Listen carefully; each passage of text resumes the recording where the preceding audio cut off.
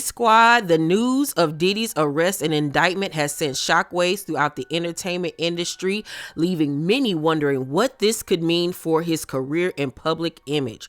As one of the most successful entrepreneurs and musicians of our time, Diddy's reputation has been built on his business savvy and creative genius. But with these serious allegations looming over him, his once untouchable status is now under threat.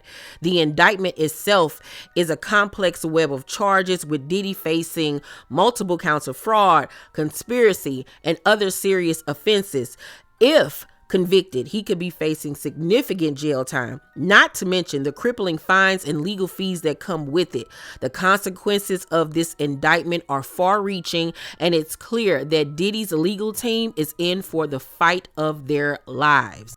So here is the indictment papers. As you can see, it is the United States of America versus Sean Combs, aka Puff Daddy, P. Diddy, PD, and Love. Oh, wow. This is 14 pages.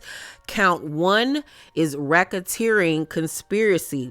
The grand jury charges, it says, overview: for decades, Sean Combs, the defendant, used, threatened, and coerced women and others around him to fulfill his sexual desires, protect his reputation, and conceal his conduct. To do so, Combs relied on the employees, resources, and influence of the multifaceted business empire that he led and controlled, creating a criminal enterprise whose members and associates engaged in and attempted to engage in, among other crimes, sex trafficking, forced labor, kidnapping, arson, bribery, and obstruction of justice. Woo! Sean Combs, aka Puff Daddy, blah, blah, blah, blah, blah. The defendant operated his business headquarters at various times in Manhattan and Los Angeles under a variety of United States-based corporate entities, including Bad Boy Entertainment, Combs Enterprises, and Combs Global, collectively the Combs Business. Corporate entities in the Combs business include, among other things, record labels, a recording studio, an apparel line, an alcoholic spirits business, a marketing agency, and a television network and media company. At all times relevant to this indictment, Sean Combs, the defendant, engaged in a persistent and pervasive pattern of schmooze towards women and other individuals. This schmooze was at times verbal, emotional, physical, and sexual. As part of his pattern of schmooze, Combs manipulated women to participate in highly orchestrated performances of sexual activity with male commercial sex workers. At times, Combs and others acting at his direction made arrangements for women and commercial sex workers to fly to Combs' location. Combs ensured participation from the women by, among other things, obtaining and distributing narcotics to them, controlling their careers, leveraging his financial support, and threatening to cut off the same, and using intimidation and violence. Physical schmooze by Sean Combs, the defendant, was recurrent and widely known on numerous occasions from at least in or about 2009 and continuing for years. Combs assaulted women by, among other things, striking, punching, dragging, throwing objects at, and kicking them. These assaults were at times witnessed by others and included one instance at a Los Angeles hotel in or about March 2016, which was captured on video and later publicly reported, where Combs kicked, dragged, and threw a vase at a woman as she was attempting to leave. When a member of the hotel security staff intervened, Combs attempted to bribe the staff member to ensure silence. Combs' violence was also not limited to these women. It extended to his employees, witnesses to his schmooze, and others. Sean Combs, the defendant, used the Combs business, including certain employees, to carry out, facilitate, and cover up his schmooze and commercial schmex. Those employees, including security staff, household staff, personal assistants, and high-ranking supervisors and other close associates acted as Combs' intermediary, and their conduct was facilitated and assisted by Combs' control of the Combs business. Child, he had everybody caught up in this mess. Okay, the Combs enterprise. From at least in or about 2008 through on or about the date of the filing of this indictment, Sean Combs, the defendant, and others known and unknown were members and associates of a criminal organization, the Combs Enterprise or the Enterprise. Members and associates of the Combs Enterprise engaged in and attempted to engage in, among other activities, sex trafficking, forced labor, interstate transportation for purposes of prostitution, coercion and enticement to engage in prostitution, narcotics offenses, kidnapping, arson, bribery, and obstruction of justice. Whoa. So I'm guessing the arson one must be when he blew up Kid Cudi's car. Whew. The Combs Enterprise, including its leadership, its members, and its associates, constituted an enterprise as defined by Title 18 United States Code Section 1961, that is a group of individuals associated in fact, although not a legal entity. The Combs Enterprise consisted of Sean Combs, the defendant, entities within the Combs business, including but not limited to Bad Boy Entertainment, Combs Enterprises, and Combs Global, individuals employed by and associated with the Combs business, and others known and unknown. The Combs Enterprise constituted an ongoing organization whose members function as a continuing unit for common purpose of achieving the objectives of the Combs Enterprise. The Combs Enterprise was engaged in, and its activities affected interstate and foreign commerce. The Combs Enterprise operated in the Southern District of New York and elsewhere. At all times relevant to this indictment, Sean Combs, the defendant, was the leader of the Combs Enterprise. The defendant and other known and unknown participated in unlawful and other activities related to the conduct of the Combs Enterprise's affairs. These individuals included certain Combs business employees, such as members of Combs security staff, household staff, personal assistants, and high-ranking supervisors, as well as other close associates of Combs. Purposes of the Combs Enterprise. The purposes of the Combs Enterprise, including the following: operating a global business in the media, entertainment, and lifestyle industries, including, among other things, record labels, a recording studio, an apparel line, an alcoholic spirits business, a marketing agency, and a television network and media company. Preserving, protecting, promoting, and enhancing the power, reputation, and brand of Sean Combs, the defendant, as a musician, entrepreneur, and figure in the entertainment industry. Enriching members and associates of the enterprise, including its leader Combs, and in particular those who demonstrated loyalty to Combs and willingness to conceal his crimes. Preserving, protecting, promoting, and enhancing the power of the Combs Enterprise, including the power of its leader Combs through violence, use of firearms, threats of violence, coercion, and verbal, emotional, physical, and sexual abuse. Fulfilling the personal desires of Combs, particularly those related to Combs' sexual gratification, including through the exploitation of women and the use of commercial sex workers. Enabling Combs and other members and associates of the Combs Enterprise to engage in unlawful acts of violence, including sexual violence, sex trafficking, forced labor, interstate transportation for purposes of prostitution, coercion and enticement to engage in prostitution, narcotics distribution, and other crimes, and concealing the commission of such acts. So this man was out here moving weight too? What? Narcotic? What? Securing absolute loyalty from members of the Combs enterprise, including through acts of violence and threats, and protecting the Combs enterprise and its members and associates, including Combs, from detection and prosecution by law enforcement authorities through acts of intimidation, manipulation, bribery, and threats of retaliation against individuals who witnessed the crimes committed by members and associates of the enterprise. Well, we all know that to be true. We've heard so many stories throughout the years of him using intimidation and manipulation and bribery and threatening people's careers and things. So, child, we know you're going to jail for that one. Means and methods of the enterprise. Among the means and methods by which Sean Combs, the defendant, and other members and associates of the Combs enterprise conducted and participated in the conduct of the affairs of the Combs enterprise, including the following.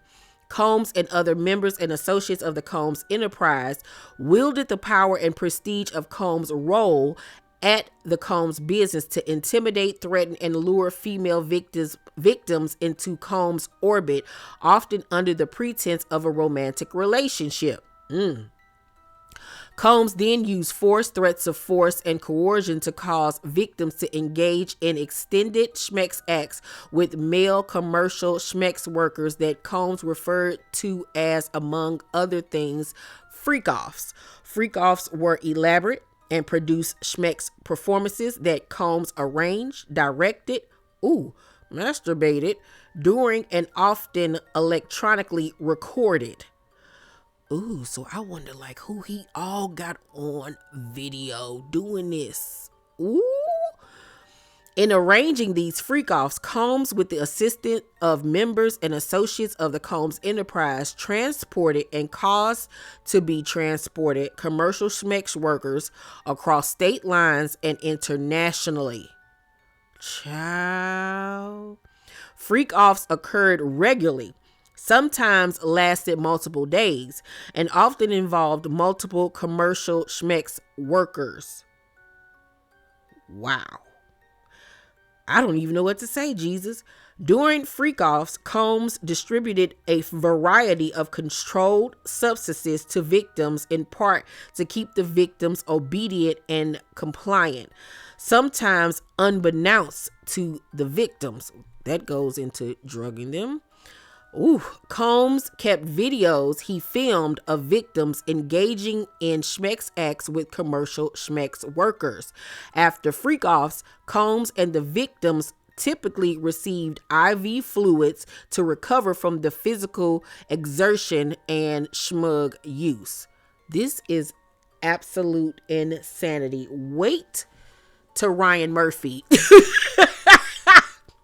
does a movie on Diddy. Oh my God, this is absolute insanity. If it is revealed during this trial who these people were on these videos, oh my God, this is about to shake the table. Members and associates of the Combs enterprise include high-ranking supervisors, security staff, household staff, personal assistants, and other Combs business employees facilitated the freak-offs. Among other things, booking hotel rooms for the freak-offs, stocking the hotel rooms in advance with the required freak-off supplies, including controlled substances, baby oil, lubricant, extra linens, and lighting, cleaning the hotel rooms after the freak-offs to try to mitigate room damage, arranging for travel for victims, commercial schmex workers, and Combs to and from freak-offs, resupplying Combs with requested supplies, delivering large sums of cash to Combs to pay the commercial schmex workers, and scheduling the delivery of IV fluid. Here, in fact, is video footage from when Homeland Security raided one of his homes. I don't know if this was the Beverly Hills home or the home in Miami, but as you can see, all of the lubricant and baby oil, it's obvious he had a brand that he loved. This is absolute insanity. I don't understand why after Cassie's lawsuit came out that he did not get rid of all of this evidence. Like, this is so crazy to me. All of this should have been gone. Wow. This is weird, bro. So weird. In or about March 2024, during searches of Combs' residencies in Miami, Florida, and Los Angeles, California, law enforcement seized various freak-off supplies, including narcotics and more than 1,000 bottles of baby oil and lubricant. Oh, girl, you are going to jail, sir. You are going to jail. Combs subjected victims to physical, emotional, and verbal abuse to cause the victims to engage in freak-offs. Combs maintained control over his victims through, among other things, physical violence, promises of career opportunities, granting and threatening to withhold financial support, and by other coercive means, including tracking their whereabouts. Girl, you was stalking these people? Dictating the victim's appearance, monitoring their medical records, controlling their housing, and supplying them with controlled substances.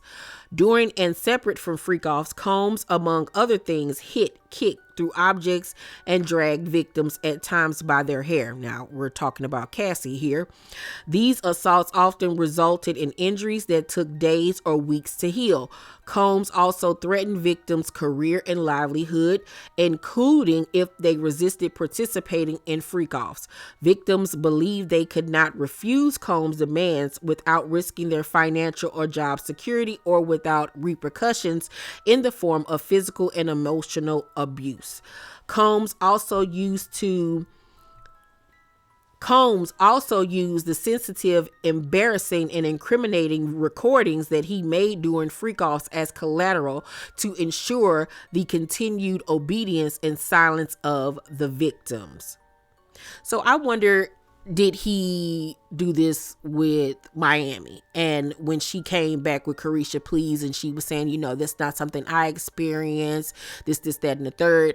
I'm wondering, was he blackmailing her to say that for him? Or was she in fact telling the truth?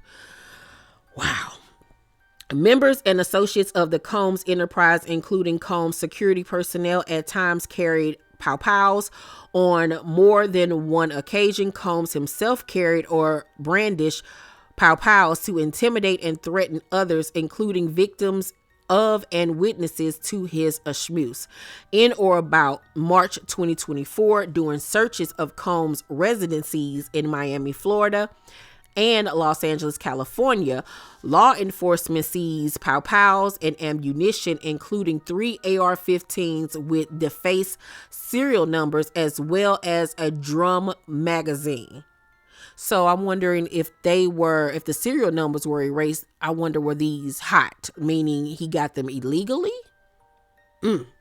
Members and associates of the Combs enterprises enabled Combs' control over victims by following his directions regarding financial payments to victims, advancing or suppressing the victims' career opportunities, and acquiring the controlled substances of Combs used to keep the victims compliant.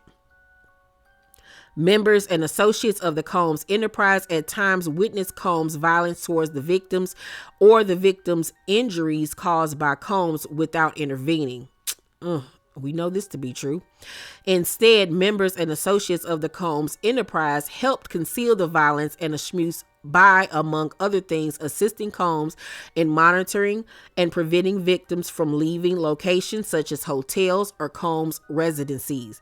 These occasions included instances in which a victim was required to remain in hiding, sometimes for several days at a time, to recover from injuries Combs inflicted without being publicly observed. Or talking about Cassie. Members and associates of the Combs enterprise also assisted Combs in locating and contacting victims who attempted to flee his abuse. When employees, witnesses to his abuse, or others threatened Combs' authority or reputation, Combs and members and associates of the enterprise engage in acts of violence, threats of financial and reputational harm, and verbal abuse. These acts of violence included kidnapping and arson. In addition, on multiple occasions, Combs threw both objects and people, as well as dragged, choked, and shoved others. Not he was throwing objects at folks and throwing people. What? When Combs' authority or reputation was threatened by the possibility of negative publicity or legal or law enforcement among action against him, including in or about late 2023 following public allegations of Combs' crimes, Combs and members and associates of the enterprise pressured witnesses and victims, including through attempted bribery, to stay silent and not report what they experienced or knew to law enforcement. You got to be a dummy to be trying to bribe people and threaten people after the Cassie stuff came out. Like, you know that they were going to be on your butt at that point, surveilling everything that you do. Like, you're an absolute idiot. On phone calls, Combs and other members and associates of the enterprise, among other things, provided these victims and witnesses with a false narrative of events in an effort to conceal Combs' crimes. Combs caused these calls to be recorded on at least 2 occasions. Oh, they got this man on recording, bribing and threatening people to change their stories or to lie for him. Oh, girl, yeah, this is a wrap. It ain't even no need for trial. Girl, you are gone. Wow. If you guys don't know, last week, ex-Danity Kane and Dirty Money member Don Richard filed a lawsuit against Diddy, where she claimed she and the other Dirty Money band member, Kalina, witnessed Diddy throw Cassie against a wall, choke her, hurl a scalding pan of eggs at her, and drag her up a flight of stairs at his LA home. Kalina is mentioned 33 times in Don's lawsuit filed last Tuesday, and now she's breaking her silence, saying, "While I fully respect Don's right to recount her experiences, I want to emphasize that her account reflects her personal perspective and should not be interpreted as a universal truth applicable to everyone involved.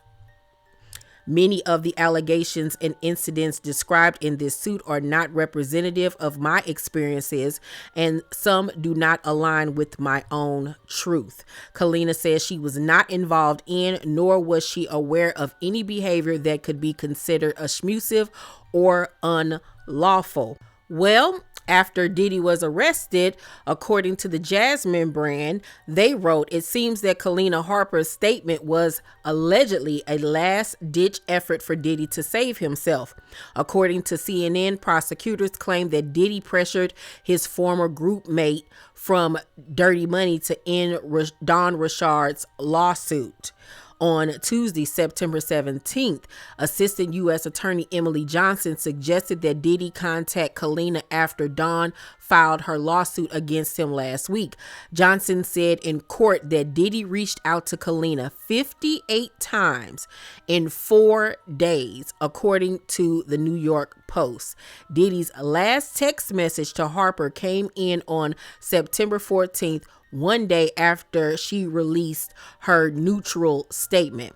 As previously reported, Kalina wrote in a lengthy statement that she had never witnessed any abuse detailed by Don. Like, the fact that he was calling and texting people during all of this is absolute insanity. Like, have you ever watched Law and Order SVU?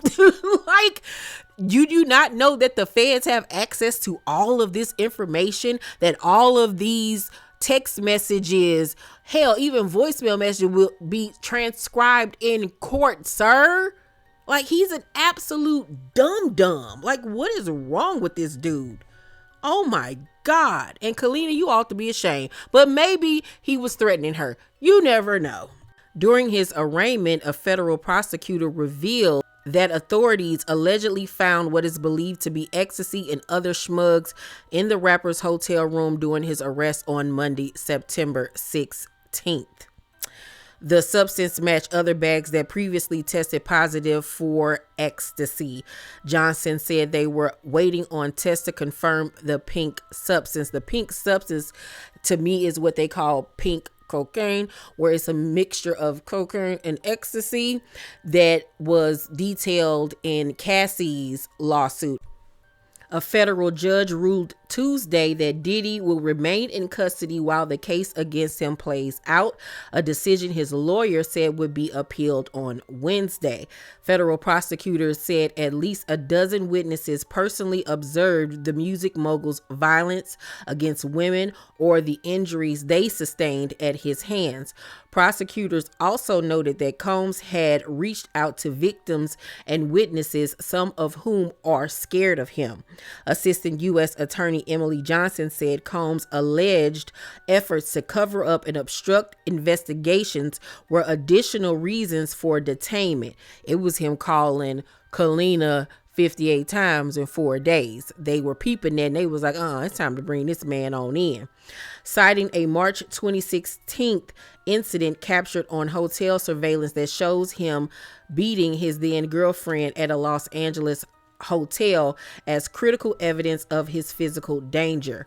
Johnson said Combs should be detained because he is a serial abuser and a serial obstructor, adding pretrial services also recommend detention.